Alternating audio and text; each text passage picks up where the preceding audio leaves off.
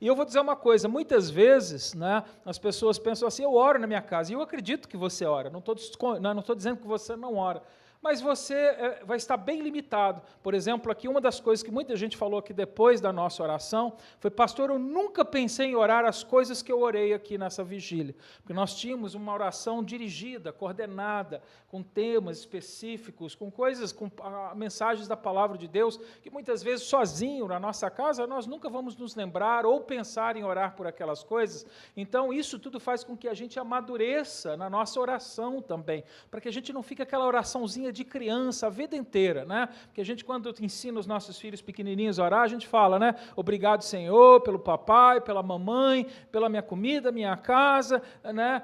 Pelo Senhor Jesus, em nome de Jesus, amém. E tem crente que ora assim até hoje, depois de 20 anos, né? Na igreja, mas a gente tem que aprender a orar, né, para não ser uma oração egoísta. Eu sei que muita gente aqui ora todos os dias, mas eu desafio a você a avaliar o seu coração, se grande parte do seu tempo e da sua oração não é gasta com os seus próprios pedidos, com você mesmo.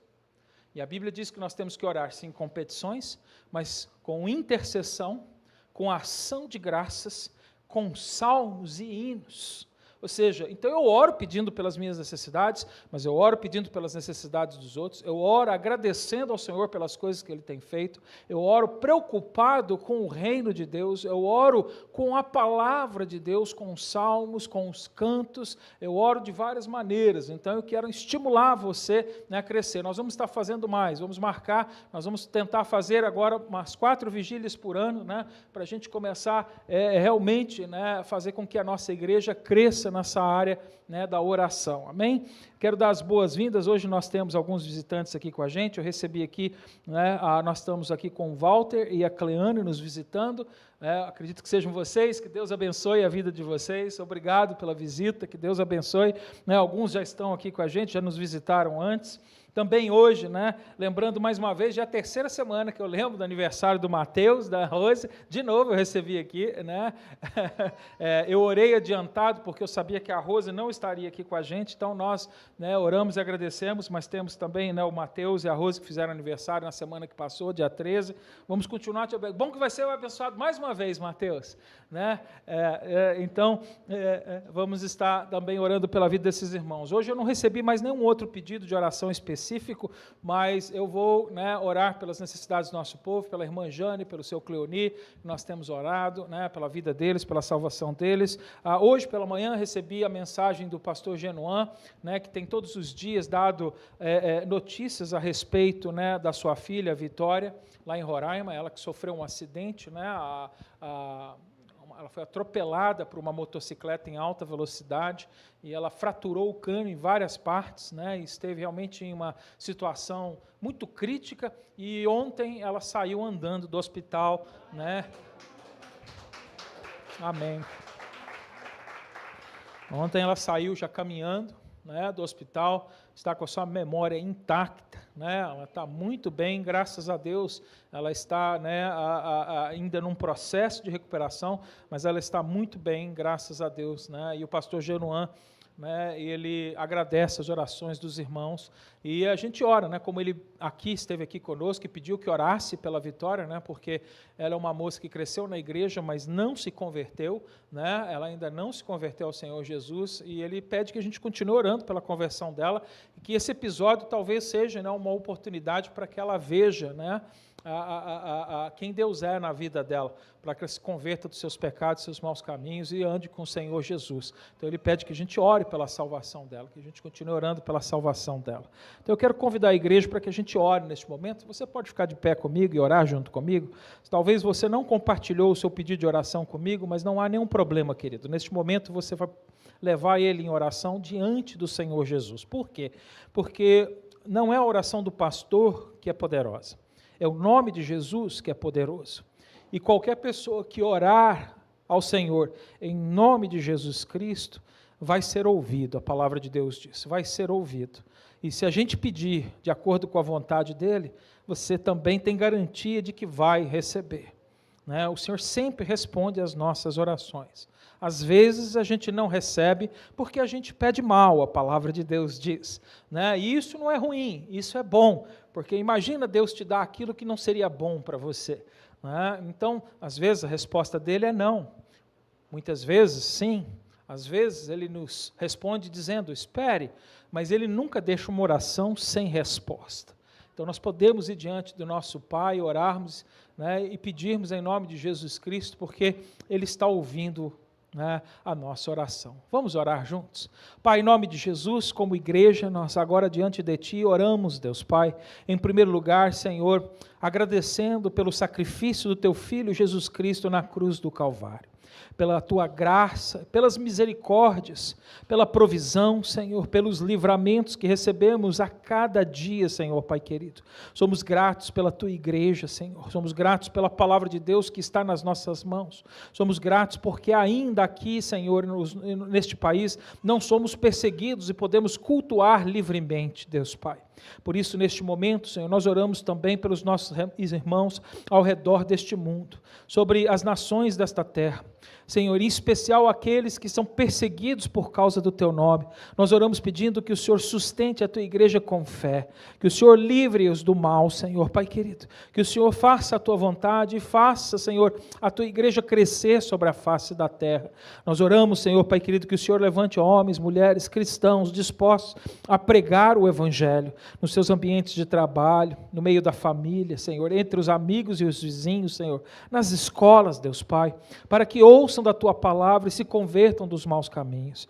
Pai, Senhor, nós oramos, Senhor, Pai querido, que, Senhor, Pai querido, Senhor, a Tua igreja, não a Civil apenas, mas a Tua igreja, Senhor, a universal, ao redor deste mundo, Senhor, ela possa estar reunida para trazer louvor, honra e glória ao Teu nome, para edificar, Senhor, a vida dos nossos irmãos que vêm hoje, no domingo, Senhor, Te adorar, Te cultuar, Senhor, que nós possamos sair consolados, que nós possamos sair, Senhor, edificados, Senhor, Pai querido, que a nossa fé possa crescer, que nós possamos amadurecer, Deus Pai, Senhor, nós pedimos que o Senhor tenha misericórdia de nós, por isso também Te pedimos perdão pelos nossos pecados neste momento. Ajude-nos, Senhor, a caminharmos em santidade, Deus Pai, a, Senhor, a brilhar a Tua luz, Senhor, através do nosso viver, Deus Pai. Por isso, Senhor, Pai querido, transforme a nossa mente, leve a ela, Senhor, cativa, humilha-nos, Senhor, para que um coração humilde e quebrantado, Senhor, Pai querido, possa ouvir a Tua voz e fazer a Tua vontade. Senhor, Pai querido, sou grato pela Tua igreja reunida, pelos eventos que fazemos aqui nesta igreja, Deus Pai. Mais uma vez sou grato por aqueles que colaboram, que servem, que oram, Deus Pai, por aqueles, Senhor, que contribuem, Senhor, Pai querido. Obrigado pela Tua igreja. E neste momento, Senhor, nós nos colocamos, Senhor, Pai querido, diante de Ti, pelos nossos irmãos que estão enfermos, por aqueles que precisam de salvação neste momento. Nós oramos, Senhor, pela irmã Jane, pela irmã Célia Sônia. Nós oramos, Senhor, Pai querido, pelo seu Leonir, pela sua salvação. Nós oramos, Senhor, pela restauração da saúde da Vitória e a salvação da alma dela.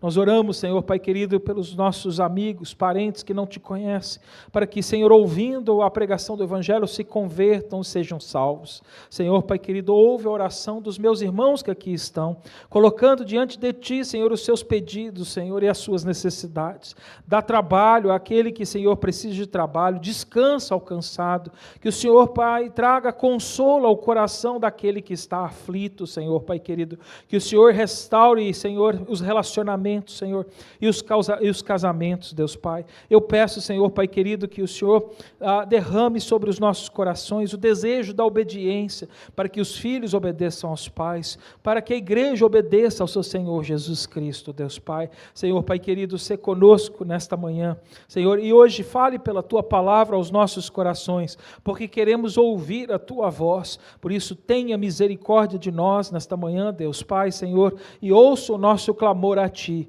Senhor, haja, Senhor, hoje, com a presença do Espírito Santo de Deus, que hoje, Senhor, convence o homem do pecado, da justiça e do juízo, aquele que nos guia a toda a verdade, aquele, Senhor, Pai querido, que dá a vida nova ao que ainda não Te conhece. Por isso, hoje, Senhor, Pai querido, derrame do Teu poder em nosso meio e fale conosco, em nome de Jesus Cristo eu oro.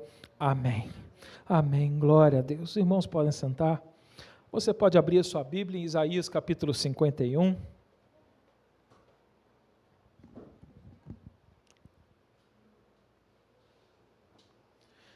Eu vou fazer a leitura do versículo 9 ao versículo 16.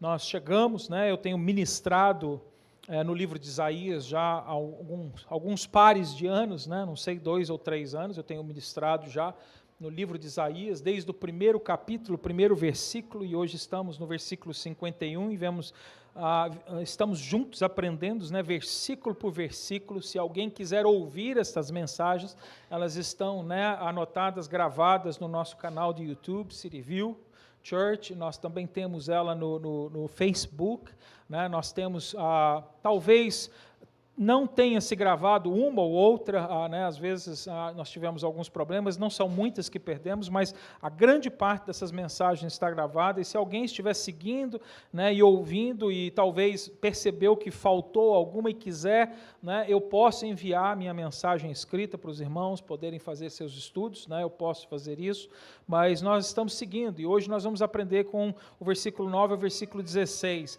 Aqui, como eu disse para os irmãos na semana passada, quando eu comecei o capítulo 51, no versículo 1, eu disse que aqui começa agora, Isaías, ele começa uma parte do livro em que a gente chama de uma preparação para o ponto principal de todo o livro. O ponto principal vem no capítulo 53, é o auge, é o clímax, é a cena principal do filme, como a gente pode dizer. Mas agora ele está construindo, vamos dizer assim, um clímax, ele está subindo o nível, ele está causando expectativa, ele vem falando agora, através dessa profecia, para que quando chegue no capítulo 53, ele traga a grande cena, a grande revelação do livro de Isaías. Depois ele continua a história, tem muito mais ainda por vir, são 66 capítulos, mas aqui nós estamos nesta fase do livro, onde ele está preparando para que a gente receba a grande notícia. E aqui agora, a partir do versículo 9, nós vamos ver que 3 vezes, no versículo 9, no versículo 17, no capítulo 52, versículo 1, Deus vai levar Isaías a usar uma palavra bastante específica: desperta. Desperta-te. Ou seja, nós vamos ter 3 blocos de versículos onde Deus nos chama a despertar, ao despertar. Ou seja, Ele está querendo construir uma expectativa para que a gente preste bastante atenção quando chegar a mensagem principal. Então agora, esses despertares aqui, na verdade, são mensagens de consolo, de encorajamento, naquele caso de Isaías, para a nação de Israel, mas não só para eles, para a igreja do Senhor Jesus nos dias de hoje, porque também aqui Deus está revelando coisas maravilhosas para mim e para você, não só para o povo de Israel. Mas então agora ele chama ao despertar. E a primeira parte, que é a que a gente vai ver hoje, do versículo 9 ao versículo 16, o primeiro despertar não é para mim e para você. Na verdade, aqui o próprio Deus, ele está usando de ironia, aqui nós vamos aprender daqui a pouco, nós vamos entender, ele está chamando ele mesmo a se despertar. A se despertar. Por quê? Não que Deus não estivesse acordado, mas pare para pensar, aqui ele está falando com um povo que cairia nas mãos da Babilônia e ficaria cativo durante 70 anos. Então aqui Deus está falando como se eles já tivessem atravessado esse período de cativeiro, de prisão de 70 anos, e ele está dizendo, agora que vocês estão saindo, acorde, se desperte. Mas o que acontece? Durante 70 anos de sofrimento no cativeiro, e é assim nas nossas vidas também, muitas vezes quando a gente passa por um sofrimento longo, por momentos difíceis na nossa vida, por uma frieza espiritual na nossa vida, a gente parece pensar que Deus está dormindo, que Deus parou de agir, que Ele não está fazendo mais nada. Então Deus aqui ele vai jogar um pouco de ironia, porque como ele está pensando num povo que está saindo do cativeiro depois de 70 anos, ele já sabe que o seu povo estaria pensando que ele estava dormindo, que ele não estava fazendo nada. Porque como é que um Deus vivo, um Deus ativo, não fez nada durante 70 anos de sofrimento do seu próprio povo? Então ele vai começar a se despertar. Então hoje nós vamos aprender um pouco aqui. Vamos fazer a leitura então, que está aqui no versículo 9 ao versículo 16. e ele começa dizendo assim: desperta, desperta, veste-te de força, ó braço do Senhor, desperta como nos dias passados, como nas gerações antigas. Não és tu aquele que cortou em pedaços a Raabe e o que feriu o chacal? Não és tu aquele que secou o mar, as águas do grande abismo? O que fez o caminho no fundo do mar para que passassem os remidos? Assim voltarão os resgatados do Senhor, e virão a Sião com júbilo, e perpétua alegria haverá sobre as suas cabeças, gozo e alegria alcançarão, a tristeza e o gemido fugirão. Eu sou aquele que vos consola. Quem, pois, és tu, para que temas o homem que é mortal, ou o filho do homem que se torna em erva? E te esqueces do Senhor que te criou, que estendeu os céus e fundou a terra, e temes continuamente, todo dia, o furor do angustiador, quando se prepara para destruir? Pois, onde está o furor do que te atribulava? O exilado, o cativo, depressa será solto, e não morrerá na caverna, e o seu pão não lhe faltará, porque eu sou o Senhor teu Deus, que agita o mar, de modo que bramem as suas ondas. O Senhor dos exércitos é o seu nome, e ponho as minhas palavras na tua boca, e te cubro com a sombra da minha mão, para plantar os céus, e para fundar a terra, e para dizer a Sião: tu és o meu povo. Mais uma vez, Pai, diante da tua palavra nós oramos e agora pedimos que o Espírito Santo de Deus leve a nossa mente cativa, Senhor, para que nós venhamos ouvir a tua voz. Peço misericórdia neste momento para que, Senhor, eu seja um instrumento fiel nas tuas mãos, para trazer, Deus Pai, Senhor, a mensagem que Isaías aqui trouxe para nós. Por isso, Senhor Pai querido, eu não quero trazer o que eu penso, eu quero ensinar essa igreja o que o Senhor ensina. Por isso, Senhor Pai querido, abra as nossas mentes e os nossos corações, através, Senhor, do Espírito Santo de Deus, para que sejamos convencidos, Deus Pai, pela tua voz e não pela minha. Por isso, Senhor Pai querido, a ti entrego hoje este culto, como louvor, honra e glória ao teu nome. Em nome de Jesus nós oramos. Amém. Amém. Como eu disse, nós chegamos numa parte do livro agora de Isaías, em que ele vai ter 3 chamados a despertar. Então, o primeiro chamado, esse que nós acabamos de ler, é um despertar, né, do próprio Deus, um Deus que vai fortalecer o fraco. Aliás, até o título da minha mensagem de hoje, né, força para o fraco. Imagina, um povo que estava em cativeiro, um povo que havia sofrido, um povo que estava passando por momentos muito difíceis, por muitos anos na sua vida, de repente tem uma promessa, né, de libertação, uma promessa de resgate, e Deus então ele está disposto, né, a fortalecer aquele que está fraco, ou seja, ele vai fazer isso fazendo o quê? Vencendo os seus inimigos, ele vai derrotar os inimigos do seu povo, os seus inimigos, ele vai então destruir esses inimigos, ele vai vencer esses inimigos e vai dar força aos seus filhos, ao seu povo, àquele que estava enfraquecido. A partir do versículo 17 ao versículo 23, se Deus quiser eu vou estar ministrando na próxima semana, ele vai mostrar aqui também, agora, né, que ele perdoa os pecadores. Ele não vai entrar aqui nisso hoje, né? Na semana que vem, se você quiser continuar seguindo, você pode me ouvir, né, presencial ou pelo online, e você vai ver isso, que ele é um Deus disposto a perdoar os pecadores. Por quê? Porque aquela nação, aquele povo de Deus que estava no cativeiro, eles estavam lá, não porque Deus os estava castigando, né, mas porque eles estavam vivendo em pecado, né, ou seja, Deus não estava fazendo castigo, Deus estava fazendo justiça, juízo. Eles estavam recebendo aquilo que eles mereciam, mas Deus vai mostrar para eles que Ele está disposto a dar não só o que eles merecem, mas aquilo que eles não merecem, o perdão, a graça. Então isso vem na semana que vem. E depois, para concluir essa sessão, né, de despertares, na terceira parte que começa no versículo 1 e vai até o versículo 12 do capítulo 52, ele vai mostrar aqui para a gente que ele já nos livrou dos seus inimigos, dos nossos inimigos. Ele já derrotou os nossos inimigos e ele vai trazer paz para os oprimidos. Ele vai trazer a paz para os oprimidos. Mas então, vamos voltar hoje, né, ao que interessa hoje aqui.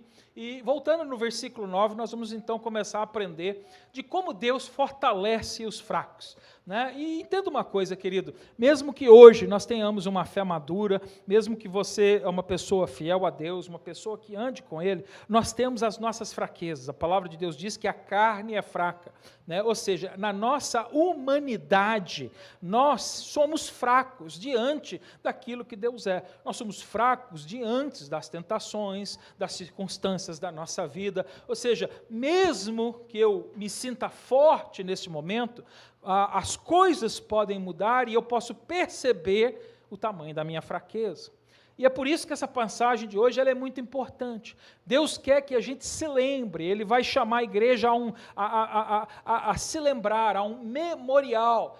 Né? Aliás, Jesus ensinou a igreja a fazer isso de tempo em tempo, é por isso que Jesus falou que nós deveríamos tomar a ceia, né? E a ceia era um memorial. Por que um memorial? Porque a nossa tendência como ser humano é nos esquecermos rapidamente das coisas boas, principalmente das coisas que Deus fez. Então, é importante que de tempo em tempo a gente seja lembrado, e Deus quer que o povo se lembre nesse momento de fraqueza, nesse momento de dificuldade, que Ele não deixou de ser Deus, que Ele não perdeu a força, que Ele está disposto a fortalecer o que está enfraquecido.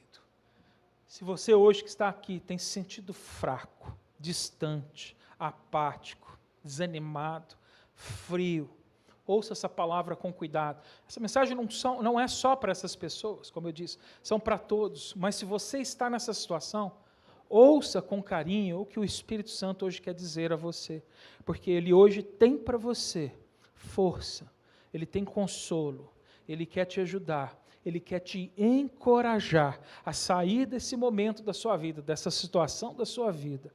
E Ele quer fazer isso, fazendo com que você se lembre de quem Ele é na sua vida. Então olha só o versículo 9, na primeira parte do versículo 9, ele vai começar mostrando a sua força, ele vai começar com esse chamado, desperta, desperta, veste-te de força, ó braço do Senhor, desperta como nos dias passados e nas gerações antigas. Então a gente começa a perceber aqui nessa primeira parte do versículo 9 que o Senhor está querendo encorajar o seu povo. Desta vez, ele está querendo encorajar, mostrando que ele está pronto para agir. Por isso ele está usando a palavra aqui, desperta. É uma ironia. Deus não estava dormindo. Ele nunca dorme. Ele está sempre pronto para agir. Né? E ele então quer mostrar essa prontidão. Olha, talvez nada tenha acontecido porque vocês não estão me buscando. Talvez nada está acontecendo porque vocês não estão percebendo, não estão vendo. Mas já que vocês pensam que eu estou dormindo, então eu vou fazer alguma coisa. Eu vou acordar, eu vou levantar, eu vou mostrar para você o meu braço forte. Aliás, essa expressão, braço forte, é uma referência ao servo. Nós aprendemos nos capítulos anteriores que Deus estava chamando o seu servo. Até então, nós não conhecíamos o nome desse servo. A gente sabia que ele era o Messias, a gente sabia que ele seria o Deus presente, o Emanuel, Deus conosco, mas a gente ainda não tinha o nome dele, mas hoje a gente já sabe de quem ele estava falando. Ele estava falando de Jesus Cristo, o braço forte do Senhor. Ele está dizendo, vem Jesus, desperta Jesus, faça a tua obra, Jesus Cristo. Então ele vem chamando o povo, né? Ele vem chamando. Então a ideia aqui desse despertar é uma ideia de uma preparação para a batalha. Deus está pronto para lutar, para batalhar, para ir contra os seus inimigos. Você acredita nisso, querido? Que Deus está sempre pronto para lutar contra os inimigos da sua fé, contra os inimigos do seu povo. É essa disposição, esse despertar é essa disposição. Ele está disposto, querido. E é por isso que é importante a gente orar. A gente está falando de oração, que tivemos aqui. É importante a intercessão, porque Deus está disposto. Lá em Ezequiel, capítulo 22, versículo 30, a palavra de Deus relata para a gente que Deus ali, ele falou assim, olha, eu estava buscando alguém que se colocasse na brecha do muro, para que eu não destruísse aquela cidade. Jerusalém estava em ruínas, o muro estava fendido, quebrado, e naquele tempo o que eles faziam? Quando eles eram atacados pelos inimigos e se abria uma fenda no muro, eles colocavam soldados ali naquela fenda, já que não tem muro, o muro não está ali, alguém podia entrar pelo muro, então eles colocavam ali uma força armada, lutadores ali, pessoas dispostas a guardar a cidade. Então ele usa essa referência, só que lógico, ele não estava falando de um muro real, e nem estava falando de soldados armados, ele estava falando de pessoas dispostas a orar pelos outros, pela sua cidade, pelas pessoas em necessidade, pela sua família, e ele relata que naquele tempo de Ezequiel, ele buscou um, e é triste, depois você pode ler em casa esse capítulo, eu não vou ler, ele não achou ninguém, e por causa disso Jerusalém foi destruída. E é assim, às vezes nós estamos vendo problemas e circunstâncias no meio da nossa família, no meio da nossa igreja, e não tem um que se levante para orar por eles, não tem um que se coloque na brecha, porque o nosso pensamento, eu oro em casa. Sim, você pode orar em casa, mas se você não sabe do que o teu irmão está precisando, como é que você vai orar por ele? Se você não sabe aonde está a brecha, se você não sabe aonde está o problema, como é que você vai orar por aquele problema? Nós temos que ser específicos nas nossas orações, porque Deus responde orações específicas. É importante, então aqui, ele está mostrando isso, olha, eu estou pronto a entrar em guerra, a lutar por você, a batalhar pela sua vida, pela sua fé. E é quando a gente está fraco, é que a gente mais precisa do Senhor. O problema é que quando a gente está enfraquecido, quando a gente está frio, a gente começa a pensar que o Senhor é lento, que Ele está devagar demais, ou que Ele está dormindo, que Ele já não age mais, que Ele perdeu o poder. Nós começamos a atribuir coisas a Deus que não são dEle. E a gente não percebe que, na verdade, o problema não está em Deus, o problema está em mim. Então aqui o Senhor está, através de Isaías, encorajando esse povo a se lembrar, a ter na memória quem Deus é, a disposição que Ele tem. Às vezes nós cremos que, até cremos que o Senhor vai fazer algo, que Ele vai agir, porque a gente é crente, a gente acredita, a gente conhece a palavra de Deus, a gente pensa, mas muitas vezes, mesmo sabendo que Deus pode fazer algo, que Ele vai fazer algo, ao mesmo tempo a gente fica perturbado, a gente fica ansioso, porque no momento que está acontecendo as coisas, a gente ainda não viu Deus agir, e a gente pensa, então, que Deus está atrasado. Eu sei que o Senhor pode agir, mas talvez não na minha vida. Nunca me esqueço de uma situação que eu vivi nos meus primeiros dias de seminário, quando eu era jovem. Tinha um rapaz que estava estudando junto comigo e a gente estava aprendendo sobre oração no seminário, e ele estava vivendo um problema muito sério com a sua esposa. Ela tinha uma enfermidade grave e tudo. Eles eram um casal jovem, e nós estávamos falando da oração, da intercessão, e ele falou na classe, ele falou assim, eu acredito que Deus pode fazer todas essas coisas, eu acredito que Deus tem poder para fazer todas essas coisas, mas eu não acredito que Ele possa fazer isso por mim. Ou seja, o que adianta ele dizer que, que ele acredita que ele pode fazer, mas não pode fazer por ele? Então, em outras palavras, ele não acredita que ele pode fazer. Muitas vezes a gente está vivendo uma fé religiosa, uma fé baseada em rituais, em tradições, mas não embasada pela verdade da palavra de Deus. E isso é importante a gente entender. Então, olha só, ele aqui nesse versículo, ele declara, veste-te da força. Né? Deus está falando né, como se o pai estivesse falando com o filho aqui, o Deus Pai falando com Jesus Cristo. Ele estava dizendo assim, veste-te da força. O que é isso que ele está dizendo aqui quando ele diz veste-te da força? Isso aqui, essa veste da força, representa o caráter de Jesus Cristo, o caráter de Deus, a habilidade que Deus tem, né, de ter poder sobre os seus inimigos. Ou seja, ele está falando dos atributos de Deus, está falando do seu caráter, da sua habilidade, do seu poder, do que ele pode fazer. Então ele está dizendo, vamos mostrar para esse povo quem nós somos.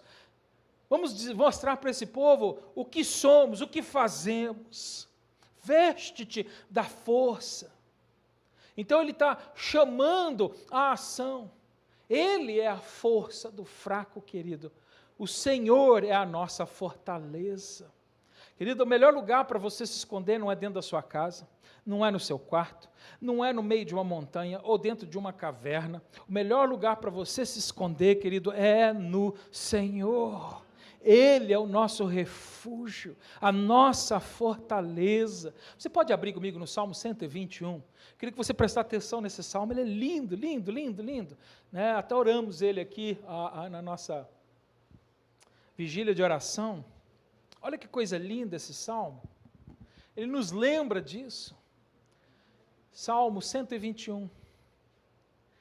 Ele diz: levantarei os meus olhos para os montes, de onde vem o meu socorro? O meu socorro vem do Senhor que fez o céu e a terra. É interessante aqui que, por que ele usa essa expressão, o que fez o céu? Ele está querendo demonstrar o tamanho do poder de quem ele crê, de quem o socorre. Quem socorre você, querido, não é qualquer um, não é um pastorzinho, não é o seu pai, a sua mãe, não é um amigo muito fiel, eles são todos maravilhosos na sua vida, mas esse aqui, não existe ninguém como ele. Foi o que criou os céus e a terra, é aquele que tem todo o poder. Continua comigo no versículo 3, não deixará vacilar o teu pé. Aquele que te guarda não tosquenejará. Isso quer dizer, ele não vai dormir, ele não vai começar, né? De vez em quando eu estou assim, né? De vez em quando alguns irmãos vêm falar comigo, e eu estou lá meio que toscanejando, né? Com sono, cansado, né? Você chega em casa, está precisando conversar com seus pais, e o seu pai, sua mãe chegou cansado do trabalho, aí ele começa a te ouvir, daí a pouco ele está assim, você fala assim, mas você nem está me ouvindo. Não é que ele não acha importante, mas é porque nós somos fracos, nós somos limitados, nós não temos todo o poder, mas ele está mostrando aqui, Deus não precisa ser despertado, porque Deus não dorme. Versículo 4, eis que não tosquenejará, nem dormirá o guarda de Israel. O Senhor é quem te guarda, o Senhor é a tua sombra, a tua direita. O sol não te molestará de dia, nem a lua de noite. O Senhor te guardará de todo mal, guardará a tua alma. O Senhor guardará a tua entrada e a tua saída, desde agora e para sempre. Que palavra maravilhosa, que salmo maravilhoso. Querido, né, se você é uma pessoa que está vivendo nesse momento um período de frieza espiritual, um período de dificuldade na sua vida, eu vou te dar hoje um conselho pastoral. Comece o seu dia orando o Salmo 121. E você vai ver como a sua vida vai mudar rapidamente, como o seu ânimo vai ser alterado, como a sua coragem vai ser aumentada, como a sua fé vai crescer. Lembre-se disso, é o que o Senhor está chamando aqui Israel a fazer, diante desse período de sofrimento no cativeiro de 70 anos. Lembra-se de quem eu sou o Criador do céu e da terra. Você acha que quem criou o céu e a terra dorme? Quando Deus criou os céus e a terra em 6 dias, Ele tirou um dia para descanso. O que vocês acham que Deus fez de descanso? Ele dormiu? Não. no dia de descanso, Ele é o seu Senhor.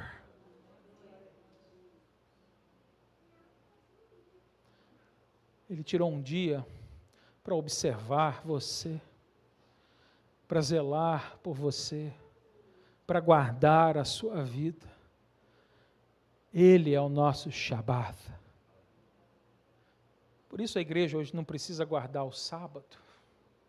Por que a gente não precisa guardar o sábado? Porque nós já temos o sábado. O sábado habita em nós. E eu guardo ele na segunda, na terça, na quarta, na quinta, na sexta, no sábado e no domingo. Eu descanso no Senhor, no Shabat, no sábado, em Jesus Cristo.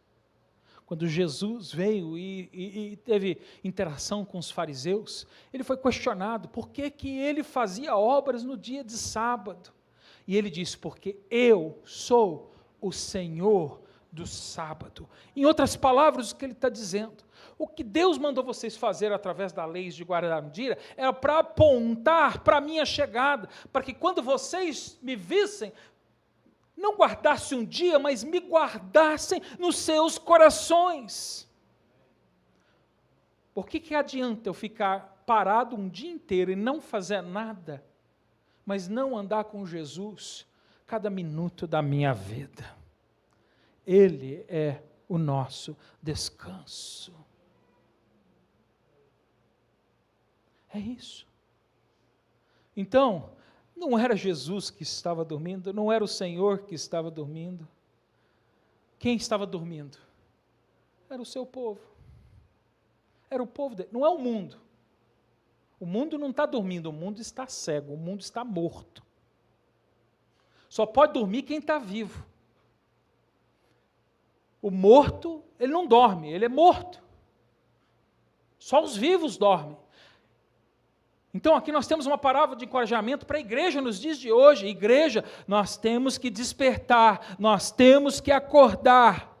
Você está vivo, você recebeu a vida de Cristo, você foi ressuscitado da morte. Desperta, acorda, observe o seu Deus, Ele não dorme. Creia, ande em fé. Veja a continuação do versículo 9, segunda parte do versículo 9 e o versículo 10. Agora aqui Deus vai demonstrar, primeiro ele mostra que ele tem força, e agora ele vai demonstrar o poder da sua força. Versículo 9, a continuação do versículo 9, versículo 10. Ele diz, não és tu aquele que cortou em pedaços a Raabe e que feriu o chacal? Não és tu aquele que secou o mar, as águas do grande abismo, e que fez caminho no fundo do mar, para que passasse os remidos? Olha só, aqui, querido, Deus está fazendo um apelo para que o povo de Deus se lembre do grande poder e da força do seu Deus, do Deus que fez uma aliança com eles. Ele foi aquele que derrotou o Egito. Aqui Raabe, querido, não é aquela moça maravilhosa lá, né, que está na linhagem de Jesus Cristo, né, aquela moça que era prostituta, que deu cobertura aos espiões, por causa disso ela recebeu a misericórdia, né, ela foi salva e mais tarde ela se converteu, andou com o Senhor e ela, né, na sua linhagem, né, trouxe até nós o nosso Senhor Jesus Cristo. Não é. Raabe também era o nome de um monstro marinho, um mito, né? Naquele tempo havia-se um mito, uma crença de que no mar havia um grande monstro, um poderoso monstro marinho que podia se levantar do mar, derrubar as embarcações, destruir as embarcações, e o nome dele era Raabe também. Né, ele era um monstro marinho. E na Bíblia, né, o Egito era representado por esse monstro, por esse mito. Por quê? Porque naquela época, o Egito era a potência do mundo, era a nação mais poderosa, a mais forte. Então, se no mar o bicho mais forte era Raabe, então havia um paralelo. Então, nas Escrituras, no Antigo Testamento, várias vezes, o livro de Jó, o livro de Salmos, o Isaías usa 2 vezes no seu livro, ele faz referência a esse Raabe. Quem é esse Raabe? É o Egito, a nação do Egito. E Deus livrou, então Deus está apelando para que eles se lembrem, olha, o Egito não era poderoso, o faraó não era grande, não tinha um exército maravilhoso, um exército forte e poderoso. Eu quebrei todos eles. Eu derrotei todos eles. Quando esse exército poderoso te seguia, te perseguia e queria te destruir, não fui eu quem secou o mar e abriu um caminho no meio do abismo, para que os remidos, quem são os remidos? São os que receberam a graça, porque aquele povo merecia, não foi por mérito, sempre foi por graça. Deus nunca salvou pelas obras, Ele sempre salvou pela graça. Aquele povo não merecia, mas pela graça, por causa da aliança que Ele fez, por causa do seu grande amor, como Deus nos amou quando ainda estávamos no pecado, diz Romanos 5,8. Para mostrar o tamanho do amor que Ele tem. Pela graça, Ele remiu, Ele resgatou, Ele salvou os pecadores. E Ele liberta, e o povo de Deus atravessa o Mar Vermelho em seco. E o Egito e o seu exército é destruído. Pergunto para os irmãos, o que é o Egito hoje? Não é nada, perto do que um dia foi. Raabe foi cortada em pedaços. É assim, querido, não importa quão poderoso é o inimigo que está atormentando a sua vida, ou o tamanho dos obstáculos que se colocam diante de você. O que importa é o tamanho do seu Deus, querido. Ele tem poder para te libertar. Muitas vezes você olha e fala assim, vai ser impossível, não tem jeito, mas Deus pode abrir caminhos onde não há caminho.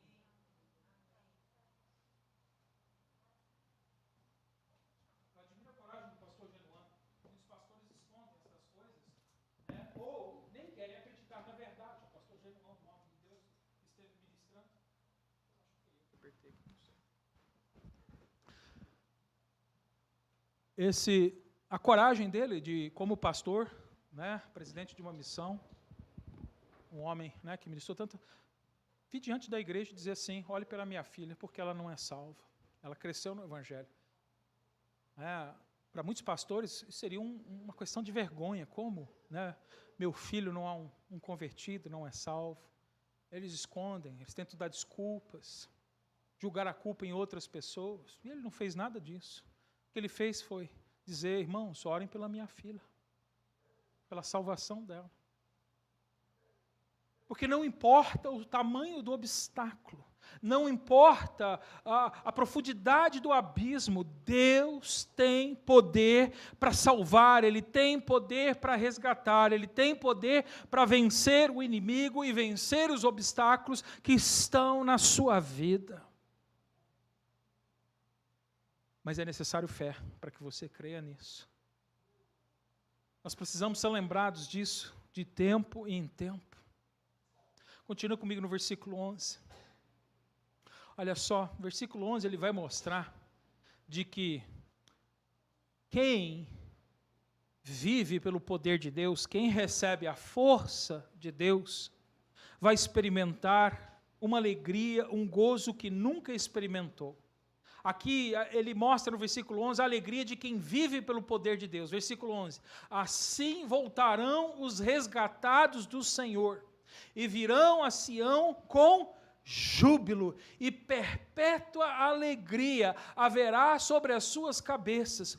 Gozo e alegria alcançarão, a tristeza e o gemido fugirão. Vê como é que é importante a gente ter confiança no nosso Deus, ter fé no nosso Deus, de saber quem Ele é, de ser lembrado da força que Ele tem. Porque quando a gente se lembra, quando a gente confia, quando a gente se permite ser fortalecido pelo Senhor, nós começamos a desfrutar de uma vida que não é normal, que não é comum às pessoas deste mundo. É uma vida que é especial, é uma bênção especial, específica para os que creem. É a bênção da alegria eterna, do gozo, do júbilo, da paz que só Deus pode dar. Olha só, ele diz, ele mostra isso. A tristeza, o gemido vai fugir. Querido, isso não quer dizer que você não vai ter mais problema. Tem gente que olha para isso e interpreta de uma maneira errada ou quer vender uma mentira. Hoje o evangelho da prosperidade quer vender mentiras, porque isso traz dinheiro. Aí ele fala, aí ele transforma tudo em oferta financeira. Não, o crente não vai ter problema. Se você está vivendo um problema é porque você não é crente. Não, um crente tem problema. Não, se você ainda está praticando tal pecado, você não conheceu Jesus. Não, quem conhece Jesus também peca, mas ele tem um coração pronto para se arrepender. Ele não vive no pecado, mas ele peca e sabe que tem perdão dos seus pecados. Ou seja, a gente tenta vender uma ideia mentirosa de um evangelho que não é verdadeiro, é falso. Mas o verdadeiro evangelho nos lembra de que o Senhor vai cuidar de nós, Ele vai nos resgatar, Ele vai enxugar as nossas lágrimas. Eu vou chorar, mas Ele vai enxugar as minhas lágrimas. Eu vou passar pela tribulação, mas Ele vai estar comigo no meio delas, me sustentando. Eu vou passar pelo vale da morte, mas a presença dEle vai estar lá. Que o Senhor não desiste de nós. É maravilhoso. Querido, o que ele está mostrando aqui para a gente é que uma vez que Deus age, suas ações, elas geram no remido uma alegria indescritível. Imagina, eu queria que vocês parassem para pensar. Preocupa com a criança agora não, gente. Menino chora, é assim, é normal. Igreja é assim, tem família. Fica à vontade, mãe, não precisa sair não. Criança chora. Nós é que temos que aprender a ter foco. O importante aqui é a gente perceber aqui que com o Senhor há uma esperança que não pode ser explicada. Eu queria que você se colocasse no lugar dos israelitas agora, que você pensasse como alguém que estivesse há 70 anos em escravidão na Babilônia, num país terrível, idólatra, mau. Pensa na sua vida, como você estaria se sentindo depois de 60, 65, 70 anos dentro de um país como esse. E aí Deus vem, derrota aquela nação, destrói ela, te liberta, te devolve a tua terra, te manda de volta para a sua cidade, Jerusalém, ainda manda dinheiro para reconstruir tudo que havia sido destruído. Como você se sentiria? Feliz. Você daria pulo. Você não ia andando daqui para Jerusalém. Você ia pulando, dando cambalhota. Você ia cantando, louvando, adorando, glorificando. Você ia, qualquer pessoa que passasse pelo caminho, você ia dizer assim, o Senhor não se esqueceu de mim, Ele se lembrou, Ele me libertou da escravidão, Ele me devolveu à minha cidade, eu vou para minha casa, eu vou dormir na minha cama. Abre comigo em Esdras, capítulo 3. Esdras, o livro de Esdras é um livro que conta do período da nação de Israel, logo após dos 70 anos de cativeiro. Isaías estava profetizando o que aconteceria daí a 100 anos. Isaías, quando escreveu isso daqui, ainda havia 100 anos para eles viverem, até que eles chegariam nesses 70 anos. Agora Esdras está contando o que aconteceu, ou seja, então Esdras está contando uma história que se passa mais ou menos cerca de 170, 200 anos depois da profecia de Isaías. Olha só, no capítulo 3 de Esdras, versículo 3 e 4, logo no princípio, ele primeiro conta das organizações, das pessoas, das famílias, dos grupos que voltaram, tudo. Então, mas logo no início, né, no capítulo 3, quando começam as atividades, né, olha o que acontece. Olha, a primeira coisa que esse povo faz, né, logo depois de voltar para a sua cidade, diz assim: e firmaram o altar sobre as suas bases, porque o terror estava sobre eles, por causa dos povos da terra, e ofereceram sobre ele holocaustos ao Senhor, holocaustos pela manhã e pela tarde. Ou seja, a primeira atitude deles foi de ação de graças, de agradecer a Deus, e naquela época a lei mandava que eles fizessem através de sacrifícios, né, de gratidão. Olha só, eles, como não tinham o altar, não tinham, eles tiveram que ir, lógico, né, a festa não começou na hora que entrou na cidade, né, mas já começou na celebração, na preparação para a festa. O que falta para a festa? Tem que reconstruir o altar, vamos reconstruir o altar, vamos arrumar as casas, vamos preparar as coisas, e eles começaram a fazer isso. E olha o versículo 4, e celebraram a festa dos tabernáculos, como está escrito: ofereceram holocaustos cada dia por ordem, conforme o rito, cada coisa em seu dia. Olha só, e não foi uma festa desordenada, não foi uma festa de brasileiro, que começa a qualquer hora, que termina a qualquer hora, que acontece de qualquer jeito. Não foi. Foi uma festa dirigida pela palavra do Senhor. Havia ordem. Cada coisa no seu dia. Cada celebração na hora certa, da maneira certa, porque essa celebração não era para o homem. Essa celebração era para o Senhor que livrou os homens. E muitas vezes é o que a gente faz. Em vez de celebrar a Deus, a gente celebra os homens. A gente celebra as pessoas e Deus fica esquecido. A gente se esquece rapidamente do que Deus fez, de quem Ele é, do poder que Ele tem, de que se agora eu estou forte, foi porque Ele me fortaleceu. Não esqueça disso, querido. Deus está lembrando essa nação. Ele está dizendo, não se esqueça. A gente chega na segunda parte, a partir do versículo 12, até o versículo 16, onde agora o Senhor ele vai consolar, né, o homem com a sua força, para que ele não tenha medo dos homens, dos seres humanos, dos seres vivos. Porque esse é um outro problema que pode surgir na nossa vida.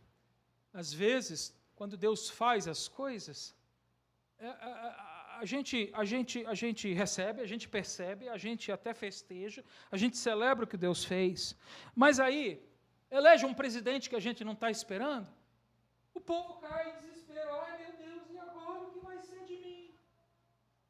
Eu não queria que esse presidente ganhasse, eu não queria que aquele fulano estivesse no poder. Ai, meu patrão morreu, agora é o filho dele que vai assumir, esse homem é terrível, e agora o que vai ser de mim?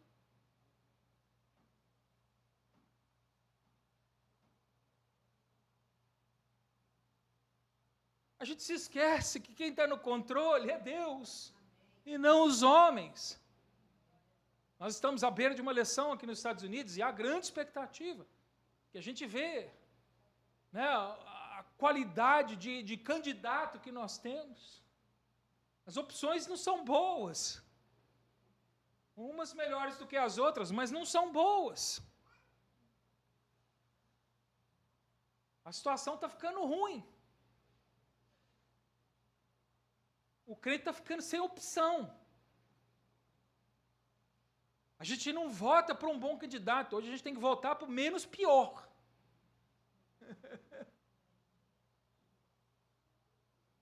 São ímpios, malignos, uns abertamente, obviamente, contra as coisas de Deus, outros fantasiados, usando a religião como plataforma política para ganhar o seu voto. Mas nós, como crentes, nós temos que ter sabedoria.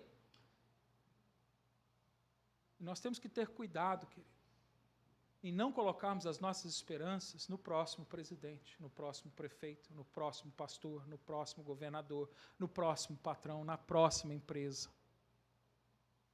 A nossa esperança tem que estar no Senhor. E Ele vai mostrar isso agora. Olha só. Versículo 12, ele mostra que o temer ao homem, né, ter medo do homem, que é passageiro, é uma loucura. Quem, olha só o versículo 12, quem, pois, és tu para que temas o homem que é mortal, ou o filho do homem que se tornará em erva? Ele está dizendo, por que você está desesperado com o próximo imperador, o próximo governador? Por que você está com medo de quem vai vir aí na próxima leva? Por que você está com medo das pessoas? Eles não são mortais? Eles não são como a erva. Um dia nasce, cresce, daqui a pouco ela murcha e morre. É dessa gente que você vai ter medo? É a eles que você vai temer? Abre em Lucas capítulo 12, versículo 4 e 5. Lucas 12, 4 e 5.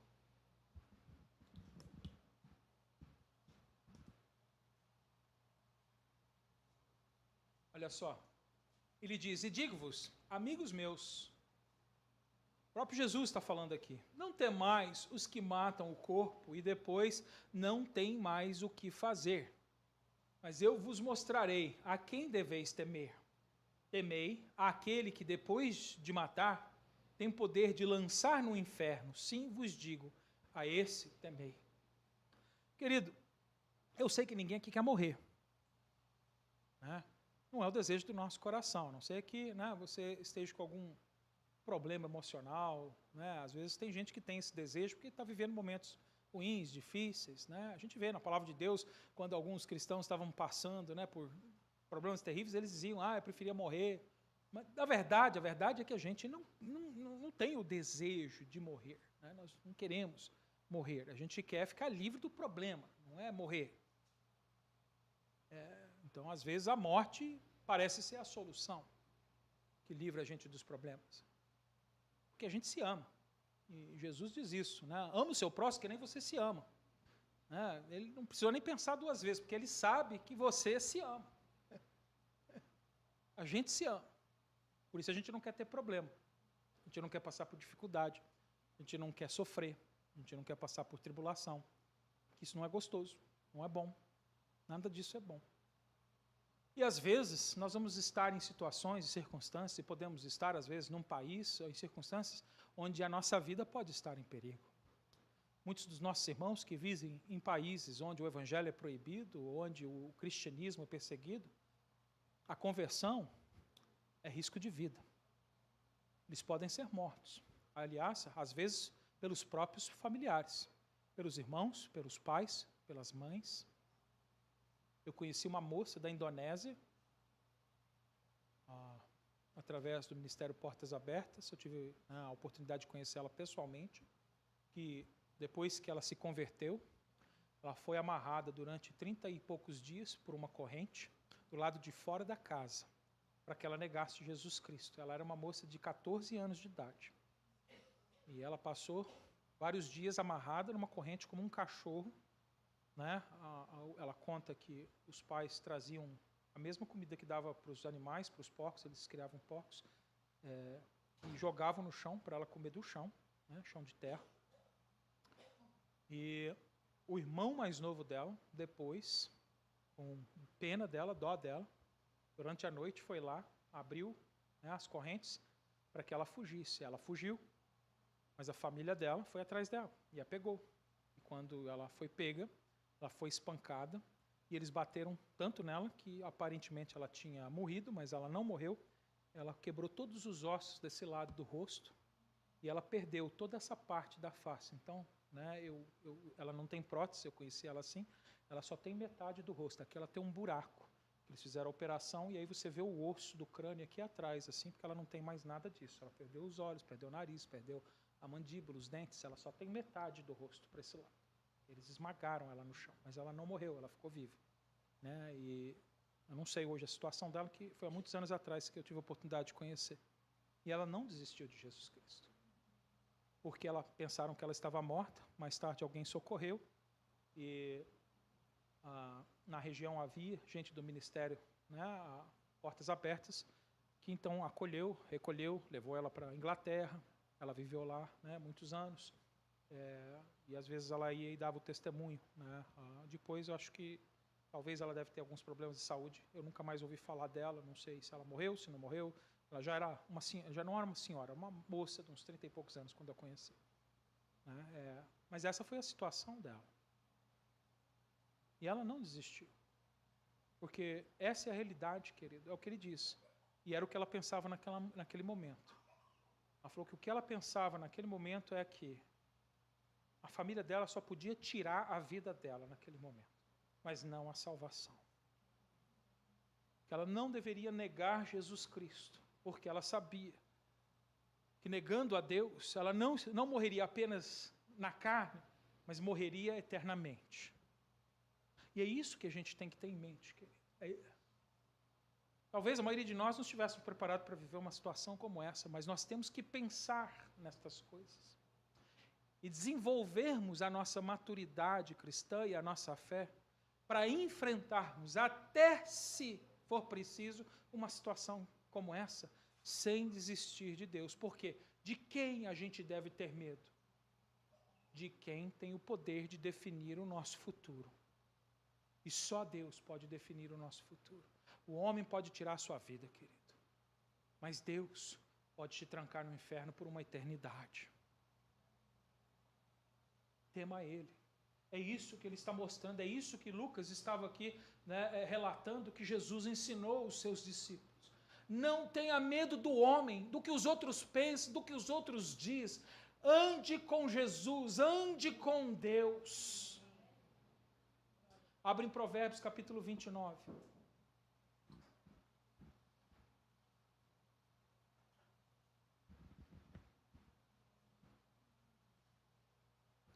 Provérbios 29, de 25 a 26.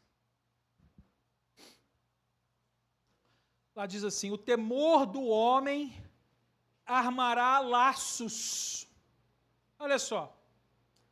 Quem tem medo do que os outros pensam, quem tem medo dos homens, quem tem medo da opinião pública, do que a família vai pensar, quem tem medo do homem, vai cair aonde? Em um laço. O temor do homem armará laço, mas os que confiam no Senhor serão postos em alto retiro. Muitos buscam o favor do poderoso, mas o juízo de cada um vem do Senhor. Não adianta, querido, você tentar fazer amizade com gente poderosa, achando que ele vai poder te livrar, que ele vai poder resolver os seus problemas, querido. Não tem jeito, porque no fim a justiça é feita pelo Senhor. É por Deus. Hoje pode parecer que você está bem, que você está ganhando, que você vai sair vitorioso, mas nada escapa aos olhos de Deus. Então não adianta ficar fazendo falcatrua, imigrante, para poder obter aí coisas de forma ilegal.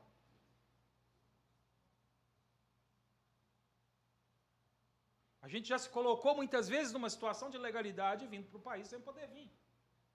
É a realidade.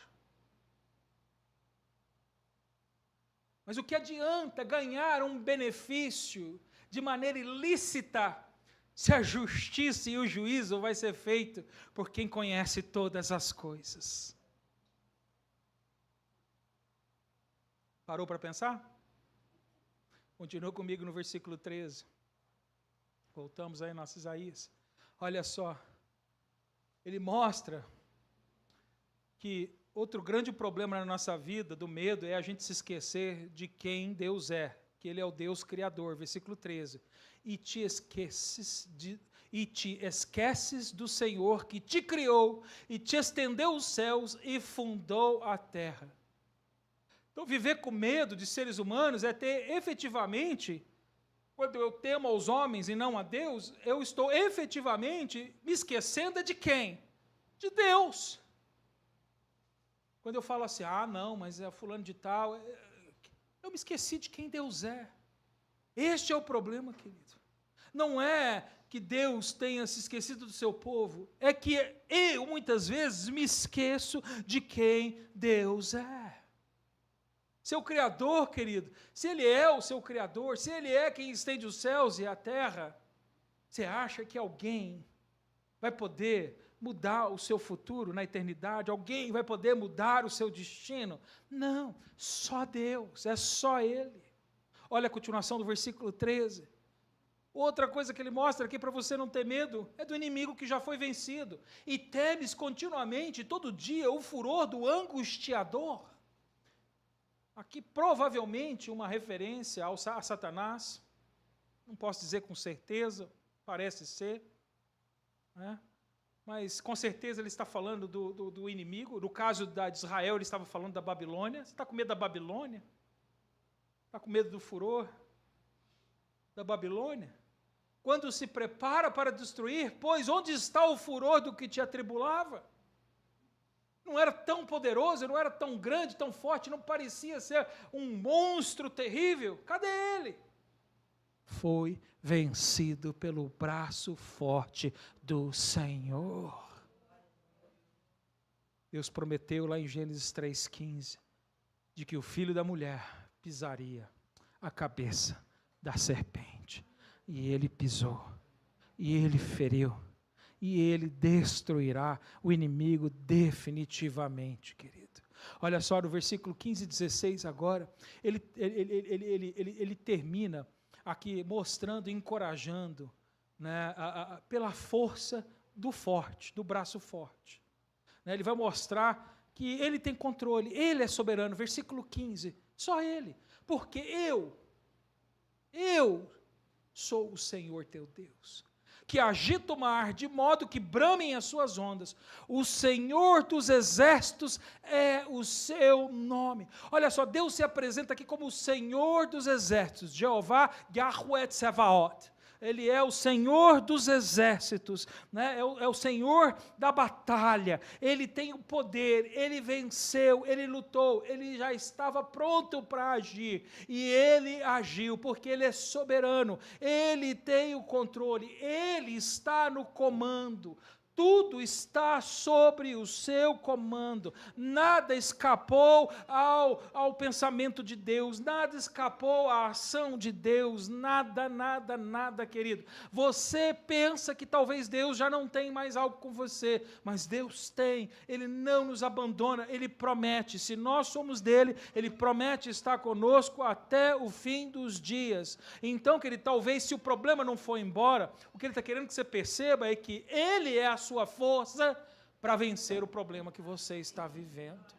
Não lute na força do teu braço, lute na força do braço do Senhor. Ele é o teu Deus. E olha só o versículo 16, ele mostra agora que ele vai te guardar, ele é segurança, ele cuida de você. E ponho as minhas palavras na tua boca. Agora é o Pai falando com o Filho novamente, é o Pai falando com Jesus Cristo. Ele estava anunciando que ele enviaria o seu braço forte, e a boca do braço forte, essa pessoa, ela viria com palavras divinas, com palavras poderosas do céu. Ele ia falar o que Deus falou, e não foi isso que Deus disse? Eu só falo o que o Pai me ensina, o que me diz. Está aqui. Isaías estava dizendo que isso ia acontecer. Eu ponho as minhas palavras na tua boca e te cubro com a sombra da minha mão, para plantar os céus e para fundar a terra, e para dizer a Sião, tu és meu povo. Então aqui Deus está mostrando que Ele se revela, que nós podemos conhecer a Deus através das suas palavras. Nós podemos nos aproximar de Deus através da palavra. Ele nos deu a Bíblia, nós temos a revelação, Deus se revelou, Ele revelou que você precisa conhecer dEle, e está ao teu alcance, porque Ele quer ser conhecido, e Ele quer te alcançar. Então é importante que a gente guarde as palavras dEle, que a gente ouça a palavra dEle, que a gente atenda a palavra dEle, que a gente obedeça às suas palavras. Porque essas palavras são do céu para mim e para você. São essas palavras que vão te dar a força, a vitória que você precisa sobre o seu problema. Você não vai vencer, querido, com armas. Você vai vencer com a palavra. Você vai vencer com a espada do Espírito, com o calçado do Evangelho, com a couraça da justiça. Você tem que estar revestido com o cinturão da verdade. Você tem que estar diante da palavra revelada do Senhor Jesus Cristo. A palavra de Deus é a sua proteção, é o seu escudo. O Senhor te guarda, querido, Ele guarda o seu coração. Eu amo o Salmo 119. E provavelmente a maioria de todos nós conhece muito bem, né? São tantos versículos, né? Nós estudamos aqui durante 1 ano e meio o Salmo 119. Tamanho, o número de versículos daquele salmo, mas tem um que todo mundo conhece. Lâmpada para os meus pés é a tua palavra. É ela que ilumina os nossos caminhos, é ela que guarda o nosso coração. Ela é a vida para a nossa salvação, é pela palavra. Quem pode, querido, plantar os céus ou fundar a terra? Quem? Somente o Senhor. Ele é o nosso consolo, o nosso conforto e a nossa fortaleza. E Ele quem consolou Sião, ou seja, o povo de Israel naquele tempo, e é Ele quem continua consolando o seu povo, você, a igreja do Senhor Jesus. Querido, se você ainda não tem uma aliança com Jesus Cristo, hoje eu quero dizer para você que a palavra de Deus nos diz que Jesus, Ele veio pelos nossos pecados. Ele veio para receber em seu corpo a nossa culpa, porque somos culpados, somos pecadores, todos nós igualmente somos pecadores, e por causa disso nós não podemos estar na presença da glória de Deus, porque estamos mortos em nossos pecados, em nossos delitos, nós estamos separados de Deus, mas o Senhor enviou o seu Filho Jesus Cristo para que pela sua vida Ele vivesse de uma maneira justa, digna, sem pecado e vencesse Satanás, vencesse a morte, pela obediência. E Jesus venceu, mas Ele também tinha que ser o sacrifício, porque o salário do pecado é a morte. Ou seja, a única maneira de se pagar pelos pecados era morrendo. E Jesus, Ele morreu em seu lugar.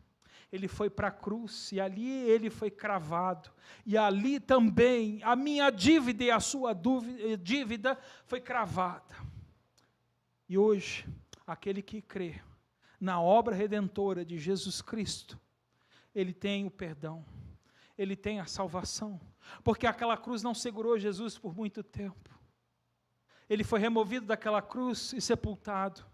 Aquela sepultura tinha uma pedra que foi rolada, mas aquela pedra foi removida pelo próprio poder de Deus, porque Jesus ressuscitou, porque a culpa do pecado não o condenava. Ele se fez condenação por nós, mas Ele é santo, Ele é Senhor, Ele é Deus, e Ele venceu a morte e ressuscitou. Hoje Ele está nos céus, à direita de Deus Pai, intercedendo por mim e por você, e encorajando a sua igreja a levar essa mensagem para aqueles que a ouçam, se arrependam dos seus pecados e creiam no Jesus Cristo. Pai, neste momento eu oro para que aqueles que me ouvem, Senhor, possam ouvir a Tua voz, possam, Senhor, reconhecer que são pecadores miseráveis, condenados à morte eterna. Mas, Senhor, que também ouçam, Senhor, que através da Tua provisão, do Teu amor, do Teu consolo, o Senhor preparou um caminho para nos dar a vida eterna, para perdoar os pecados daqueles que se arrependem, a perdoar aqueles que reconhecem, Senhor, Pai querido, que estão condenados e que precisam de ser salvos. Senhor, hoje eu oro e peço que aqueles que me ouvem possam, Senhor, crer em Ti, crer que Tu és Deus, que Tu és Senhor de sua vida, que hoje possam, Senhor, reconhecer que sem o Teu braço forte, jamais terão a força para entrar no reino dos céus.